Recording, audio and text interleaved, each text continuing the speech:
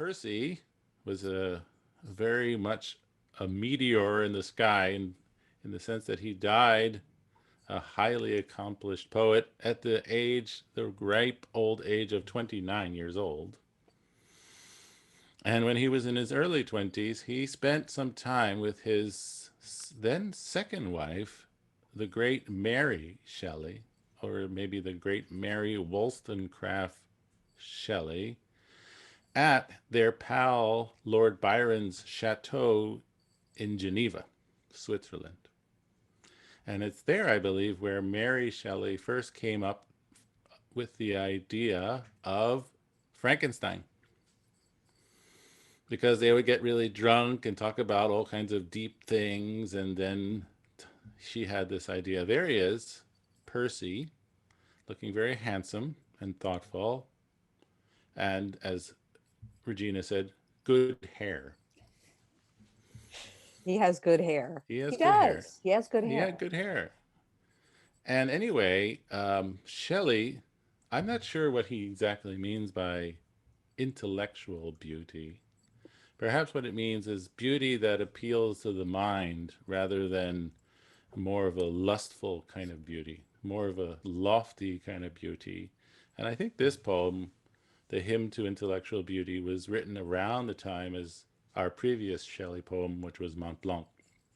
And it has very much to do with the idea of nature and beauty and the fleeting nature of it. And you might know that Shelley was actually extremely anti-religious, and he wrote a essay extolling atheism, which in fact got him kicked out of Oxford permanently, because that was just not a good move. But he was interested in finding the spiritual outside of the church and in nature. But he was sad that nature seemed very fleeting, that it kind of was disappointing ultimately for him because it never could stay the same. He could never hold on to it. And so we have just one stanza from this hymn. By the way, that's an interesting choice of terms because the word hymn usually implies something one would use in church. But this hymn is to beauty and nature. So, Regina, if you can share for us our poem, Absolutely. although I do like gazing at Shelley. I do too. There's something about his eyes that are quite dreamy, without a doubt. Okay.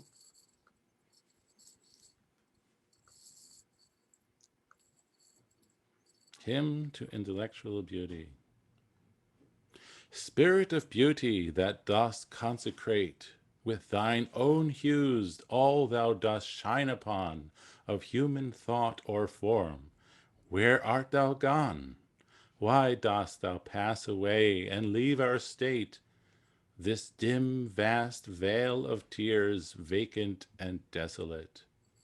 Ask why the sunlight not forever weaves rainbows o'er yon mountain river, why aught should fail and fade that once is shown? Why fear and dream, and death and birth cast on the daylight of this earth such a gloom? Why man has such a scope for love and hate, despondency and hope? And so he seems to embrace the whole human experience there.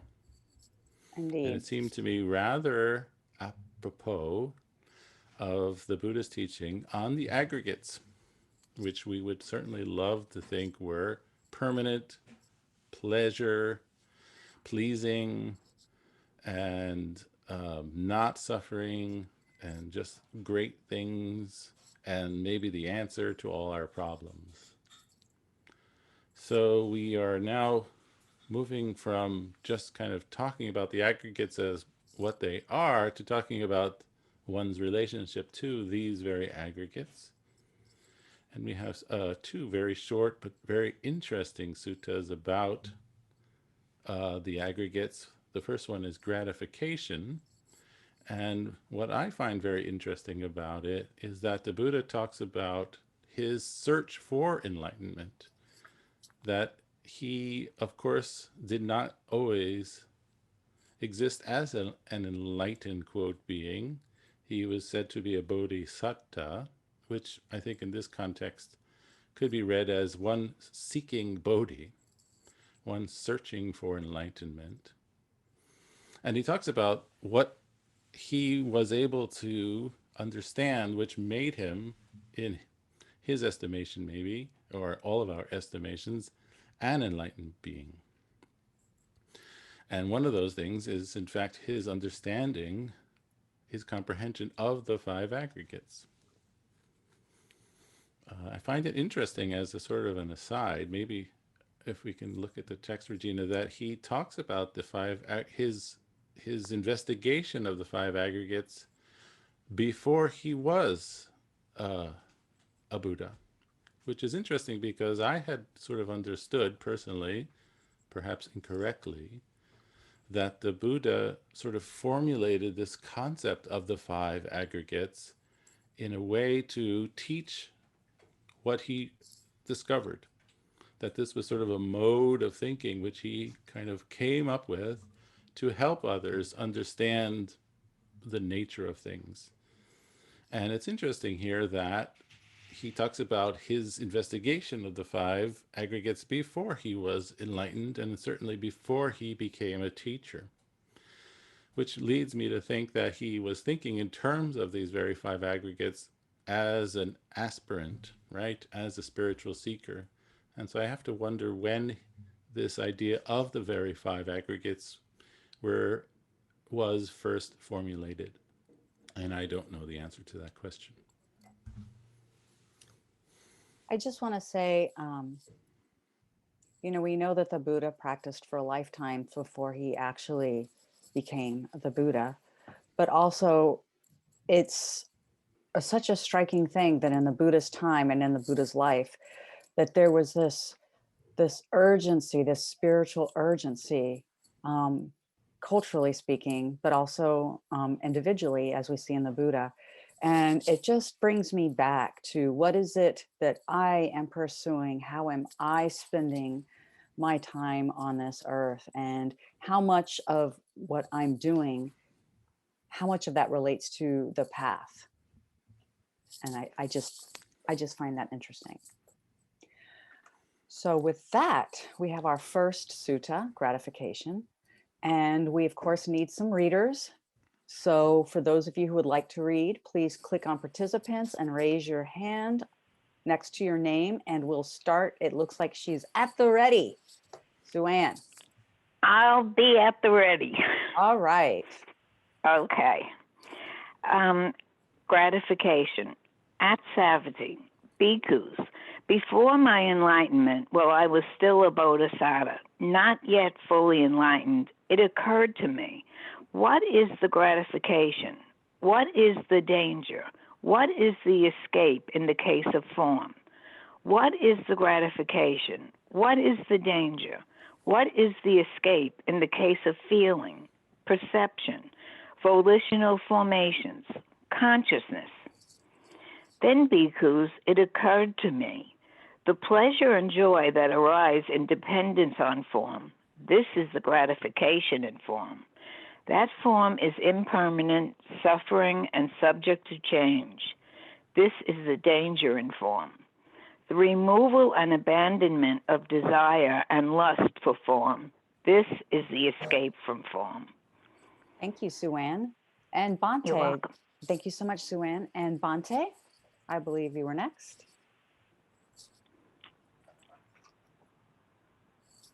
Starting right here, Bhante. It's strange. You're not muted, but we can't hear you, Bhante. So, Here we go. oh, Is that wonderful. better? Okay. The pleasure and joy that arise in dependence on feeling, in dependence on perception, in dependence on volitional formations, in dependence on consciousness. This is the gratification in consciousness. That consciousness is impermanent, suffering, and subject to change. This is the danger in consciousness. The removal and abandonment of desire and lust for consciousness. This is the escape from consciousness. So long, bhikkhus, as they did not directly know, as they really are, the gratification, the danger, and the escape. In the case of these five aggregates subject to clinging, I do not claim to have awakened to the unsurpassed perfect enlightenment in this world with its devas, Mara, and Brahma, in this generation with its ascetics and Brahmins, its devas and humans. But when I directly knew all this as it really is, then I claim to have awakened to the unsurpassed perfect enlightenment in this world, its devas and humans. Thank The you so much. knowledge, no, Sorry. You can just finish up, Bante. okay, the knowledge and vision arose in me. Unshakable is my liberation of mind. This is my last birth. Now there is no more renewed existence. Thank you so much. You're welcome. And And so, there it is. It's sort of like a mini biography, the culmination of multiple lifetimes of practice. mhm. And it's very interesting that he frames that culmination in terms of this direct understanding. He says, I directly knew the nature, as they really are, the five aggregates, which sort of is a great reminder to us about the relevance of the five aggregates, or the relevance of concerning ourselves with the five aggregates, our five aggregates.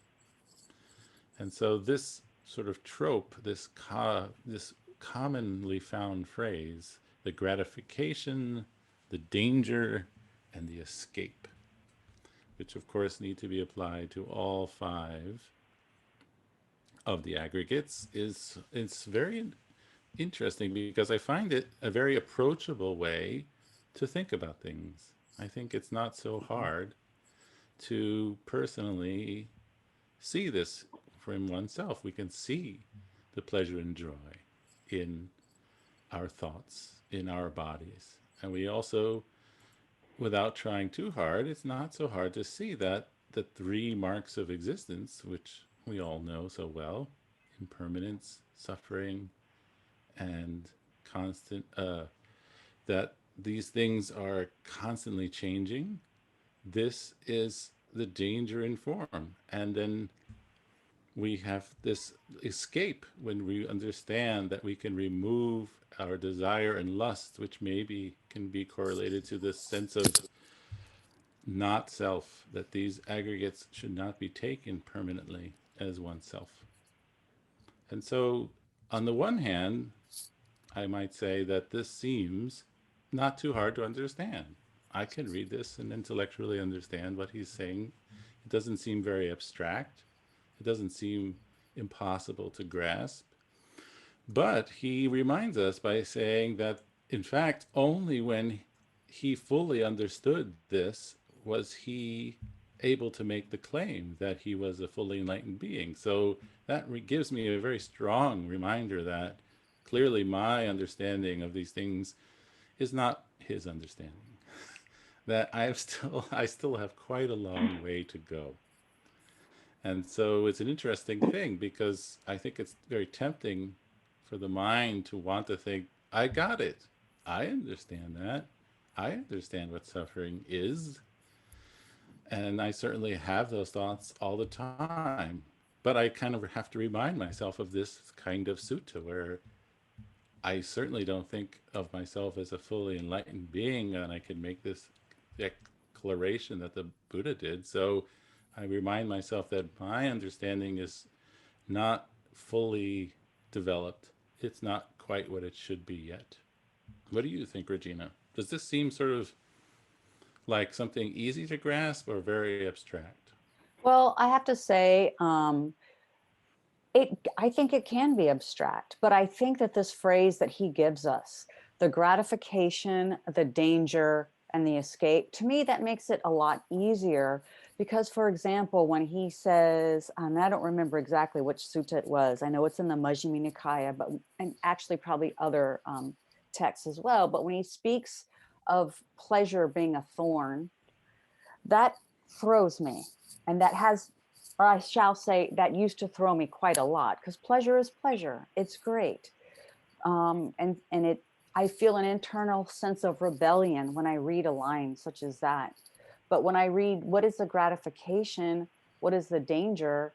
Then that to me makes it a lot easier.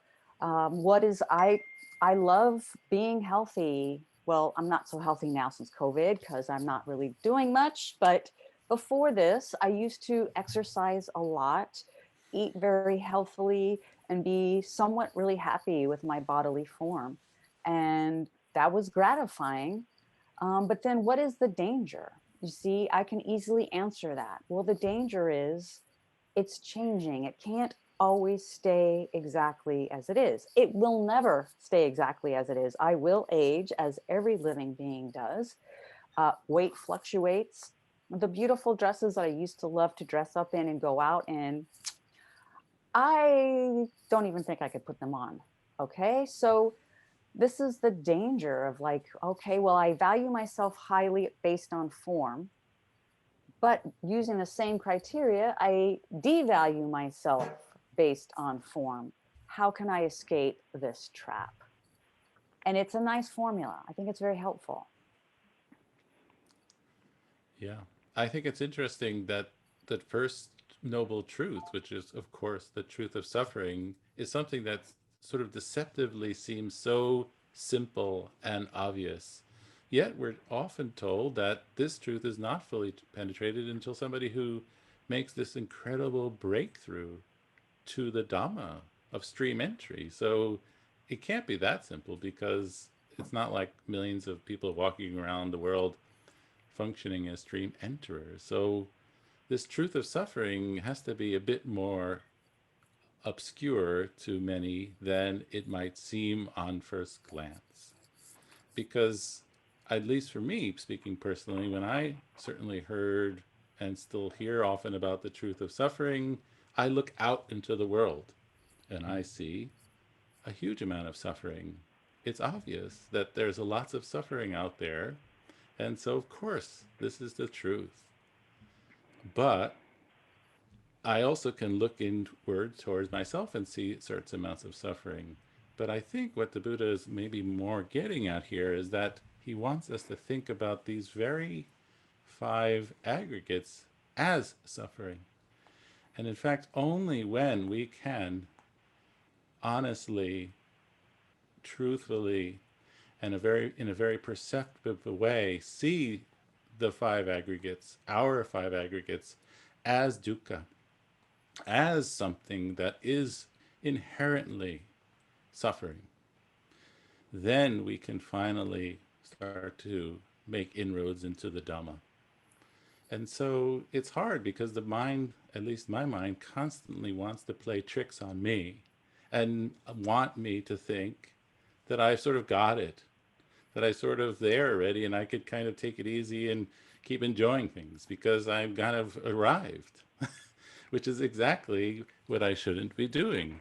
Because if I sort of set aside things and say, well, I don't really need to meditate because I certainly understand suffering, let me go and have some more cheese and maybe take in a movie, I obviously have not understood the truth of suffering. And we go around and around. It's sort of a merry-go-round of samsara here. So it's an interesting thing. It's sort of a constant struggle, at least for me, to grapple with the Four Noble Truths, to grapple with the five aggregates, and to struggle to honestly try to see them the way the Buddha teaches us to.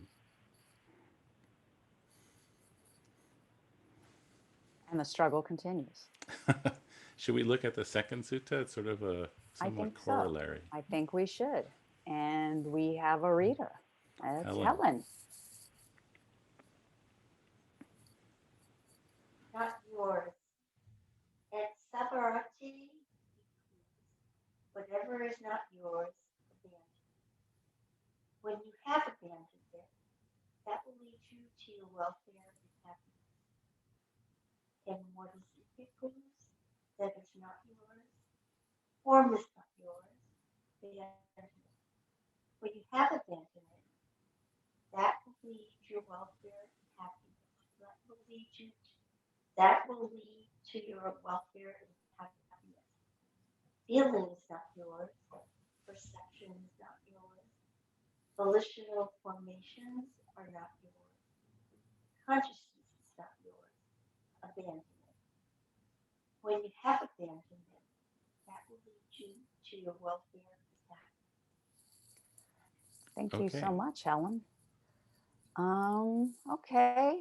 No hands. How about we haven't heard from Ayurvimala lately. It'd be great, Ayurvimala, if you would read. We'd love to hear from you. Suppose, bhikkhus, people were to carry off the grass, sticks, branches, and foliage in this Jeta's grove, or to burn them, or to do with them as they wish. Would you think people are carrying us off, or burning us, or doing with us as they wish? No, venerable sir. For what reason? Because, venerable sir, that is neither our self nor what belongs to ourself. So too, bhikkhus, form is not yours, and yada, yada, yada. Consciousness is not yours. Abandon it. When you have abandoned it, that will lead to your welfare and happiness.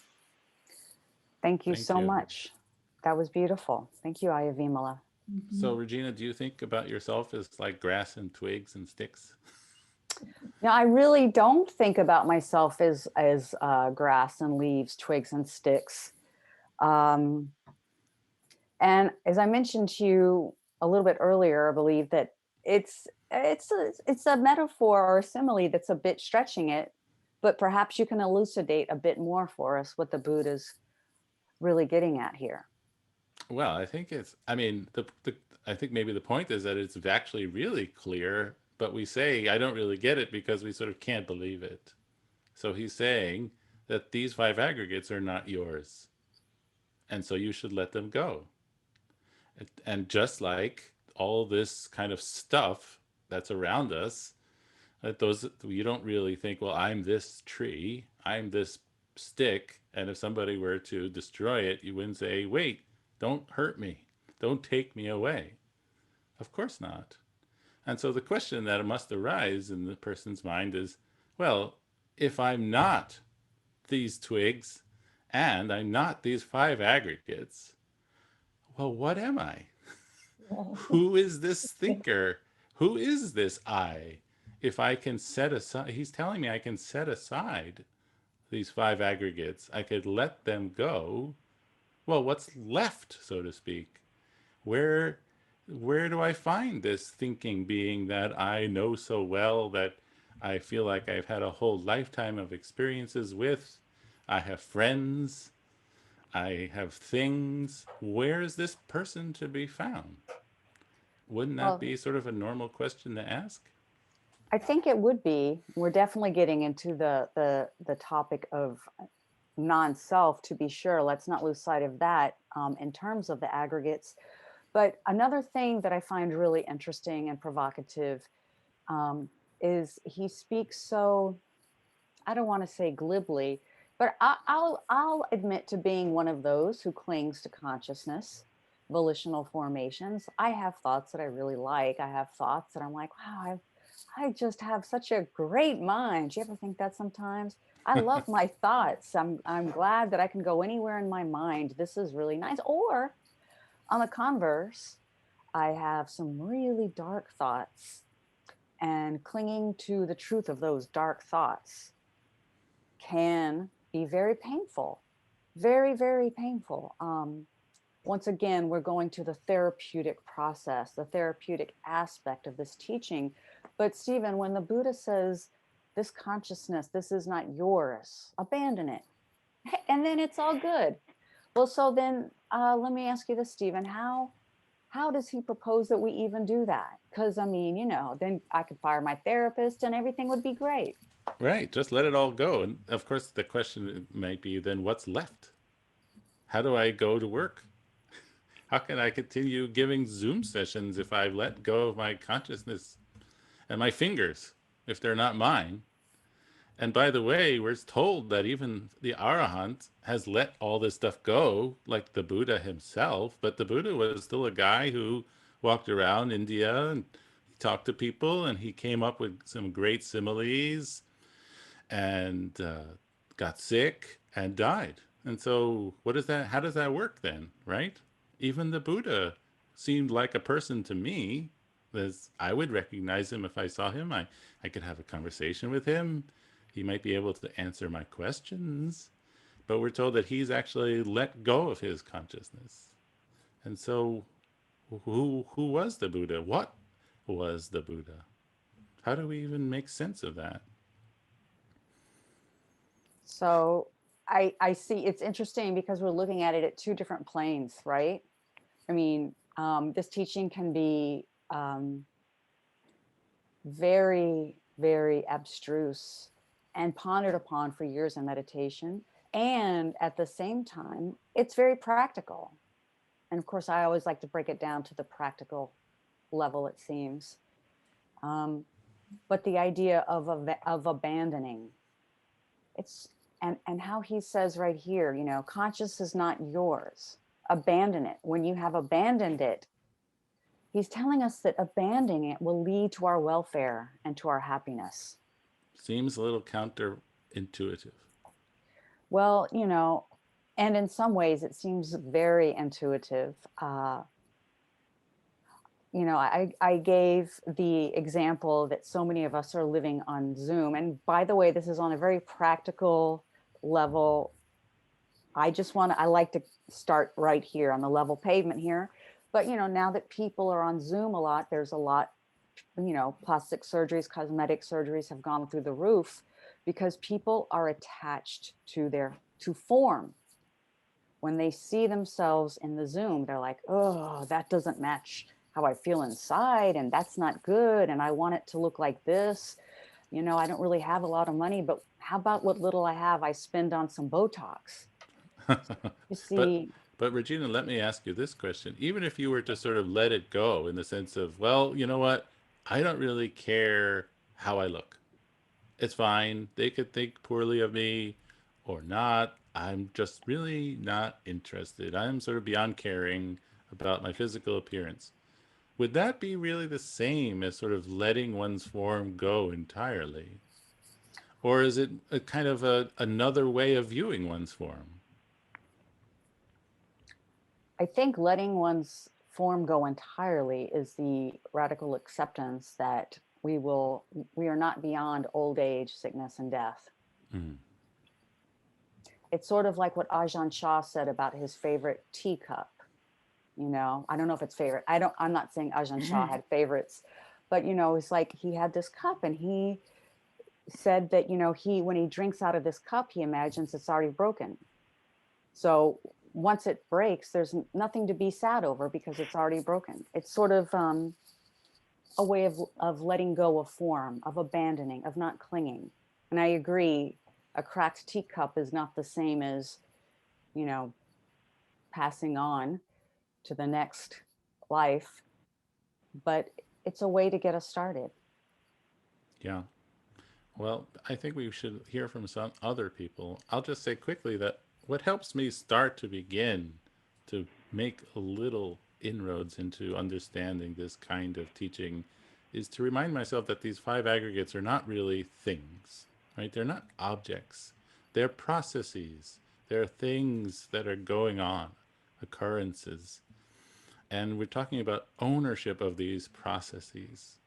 And so I can't own something that's kind of a process, right? I could maybe own a physical object, but how do I really own a process? You know, how could somebody own the moving of the sun? What does that even mean? It's not a thing so much. It's a phenomenon. And so maybe that helps a little bit, but I would certainly love to hear from some other people. Yeah. So, for those of you who have questions or examples of your own in regard to these aggregates, and I believe I saw Young Kui's hand go up first. Well, I just want to thank you again, Stephen and Regina, for holding this space. It's always so rewarding and enriching. So thank you. I have a comment, more a comment to make, that the question you're asking about who is this I, what's going to happen if I let go of all this stuff, like it's not that relevant a question for me when I read the sutta. What I get from it is what will lead us to welfare and happiness. Like what is the question that we're trying to answer is the relief from the suffering that we have. And so the answer, or the guidance he's providing here, it sounds like it's to not be so attached to our perceptions of form, feeling, and consciousness, that these are all conditioned processes. Like what Stephen said, these are just, yeah, they're just conditioned. We don't need to be so attached to it. And by not being attached to it, we can become freer to line with what's going on, and see the reality, and go with the flow. So more of a comment. Yeah. Thank you, Young Kwei. I see it that way too. I see where Stephen's going, because we can read these and experience them on many different levels. But I think one of the more important things, as you point out, Young Kwei, and is this line that I highlighted, leading to our welfare and happiness. Because we're on this liberative path to be happy in this life and beyond. And I think acknowledging that is important. So thank you for that. Who was next? I think it was Stephanie. Yes. Yeah, I just want to echo Young Kwei. Thank you to both of you. This is just always so enriching. I was thinking about two things. One, I laughed when Stephen said about the twig, because I thought, well, I mean, really, like with the elements practice, we kind of are the twig, which is also anatta, right? I mean, sort of that emptiness of self. We're all of these elements, internally, externally. But I also just wanted to share that I had an experience tonight that I think was really reflective of what we're talking about in this sutta. And I was having to create a MailChimp for my business. And my spouse is actually, part of her work is she's an editor. So sometimes I make the mistake of saying, will you look at this after I write it? And she did. And she was basically like, it's not good. And it was great because I saw it all arise right there. I mean, the attachment to the volitional formation, to perception, to the volitional formation, all of it.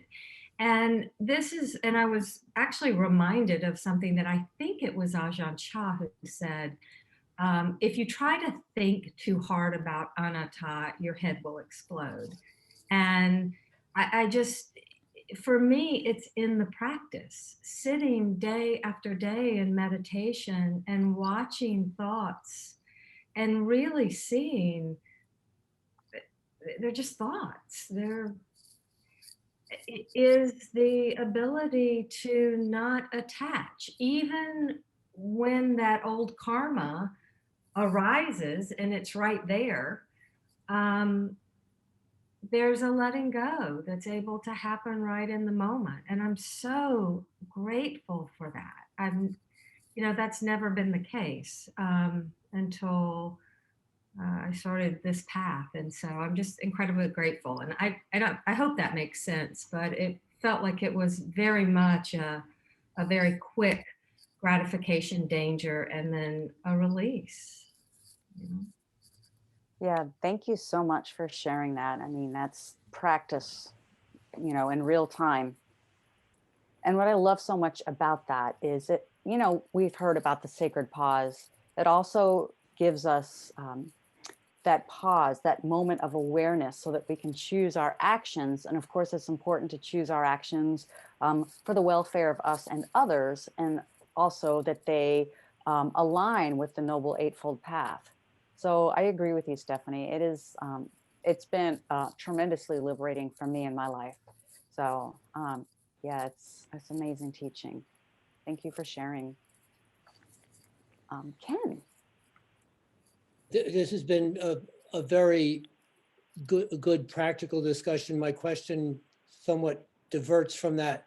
But Stephen, isn't this sutta a play on the meaning of the word khandha? a bundle of sticks. Yeah, I think you could certainly take in that way, just a heap of stuff.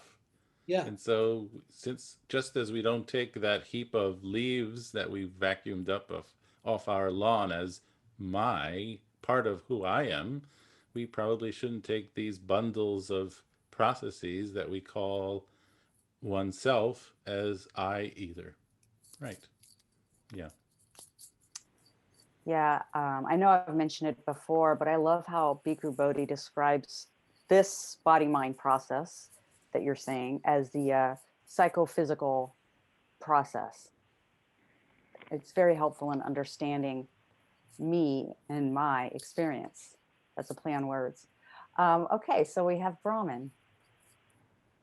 Yes, thank you for the opportunity and thank you for the program. It's really helpful. Um, do you think that our language and mode of communication, which necessitates a subject, I, reinforces the notion of, the aggregates or attachment to the aggregates? Because I can remember, I'm retired now and I was a physician, and as I would get into my day, it would be very exceptional for me to be able to meditate during the day. Some tiny moments, yes.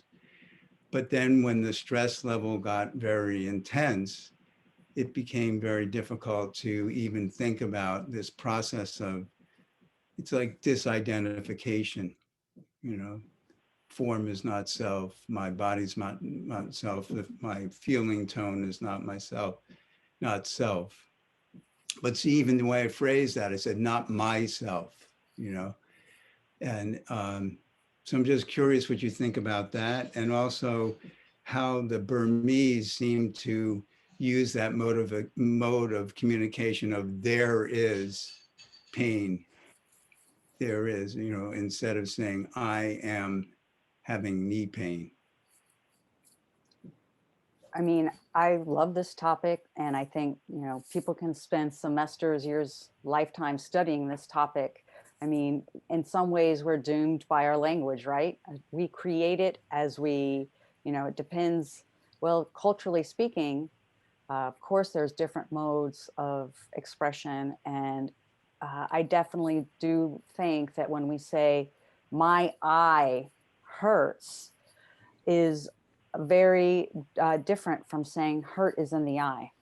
Definitely. I think in some ways, language, well, not in some ways, language often plays a role in the second arrow.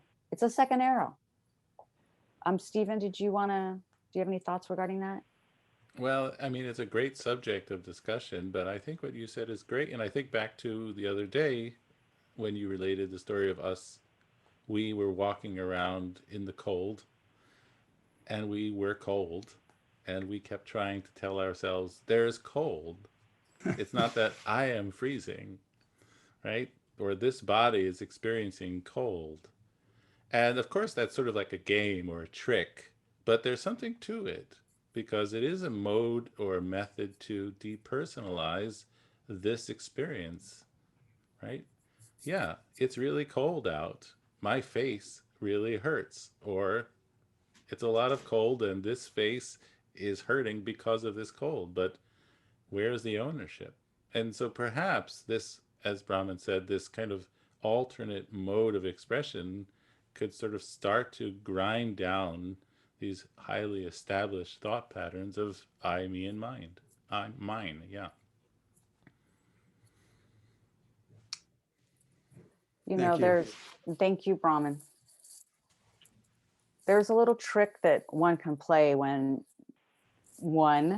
you are experiencing physical pain, and that is, rather than just like rebelling and tightening up around it and, oh my God, my knee, but if one is to like really just breathe and try to describe the physical processes of what's happening in that knee, sort of like an anthropologist would look at maybe tooth decay in a person that they found that was thousands of years old, just kind of analytical.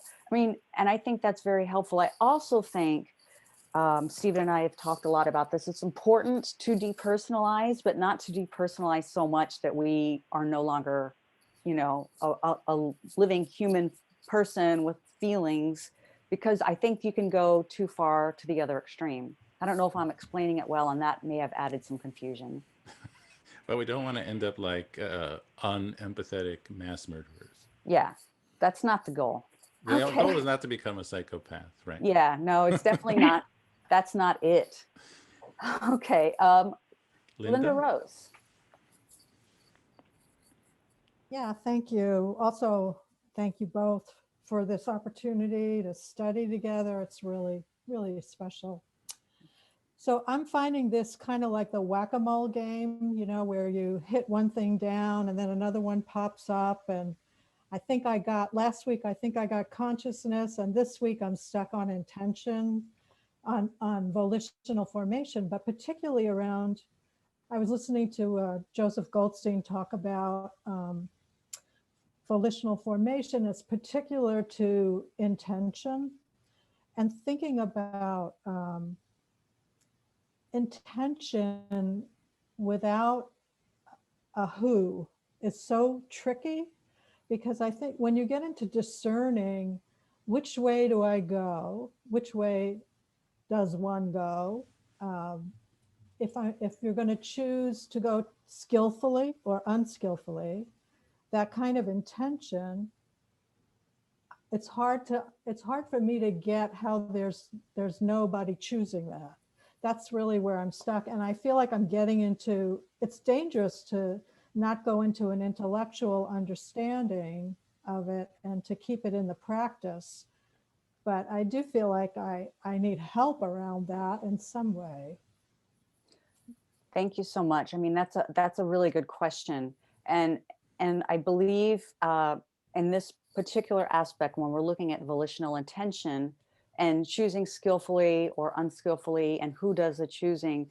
I mean, I think what's important is, we are this psychophysical process that has been conditioned, right? We have been conditioned by our genetics, by our social, by our society in which we grow up in, by our parents, by our education, by the music we listen to, everything. And all of these things that we bring into ourselves will influence our actions.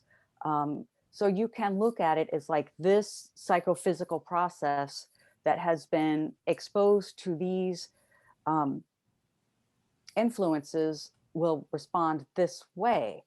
But that does not take away choices. And in fact, we look at these intentions and we think very clearly of karma. And you have to remember now, being here discussing the Dharma, all of us together, this is a choice, and it's building upon karma, which will shape our volitional intentions. But Stephen, do you have something to add to that, or maybe to more directly address the question? Because I know we've talked about this a lot. Well, I think what you said is great. I mean, it's always this interplay between the fact that what's currently happening for us is conditioned, but in this moment we can make choices, or choices can be made. Choices can happen. The process of decision making can take place. And so, of course, even that ability to make a decision is a conditioned phenomenon, too. So you can certainly kind of let your head explode thinking about all this. But I think it helps to think, well, the fact that this decision making process and the very decisions that I'm faced to make is highly conditioned, it starts to at least depersonalize the I of the decision maker. Because it's not entirely true that we could just do whatever we want or choose whatever we want, because our choices are always limited and our options are always limited, and that is a conditioned thing too. So the level of our agency is not infinite, and it's based upon conditions, right? I can't become president on January 20th, no matter how much I might want to. That's just not an option. I can't choose that. Some people might be able to, based on other conditions. So making choices is an interesting subject. And I think even what we choose is conditioned too, how we make that decision. And so we see these processes swirling around one another in this giant vortex that we call the five aggregates. But where is the I there in this giant maelstrom of events clicking by?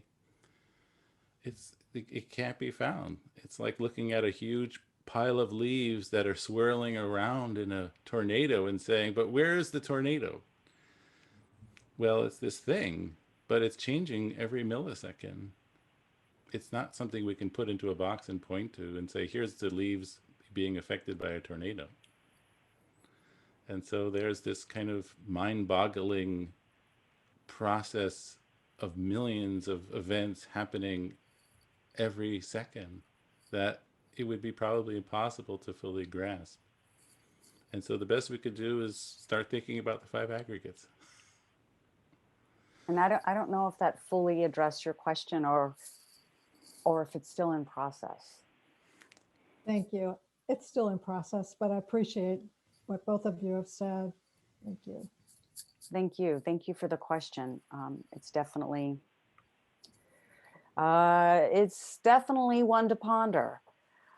So we've gone a bit over. I apologize for those of you who have to rush off to work. Just some quick announcements. First of all, thank you all for joining us. And as we said, and it is very true, every single second, or as Stephen broke it down, every millisecond, we are birthing our future. We are shaping who we are. We are creating karma. And this moment is creating positive karma. No way around it. And we're so very happy that you have chosen to spend this time with us.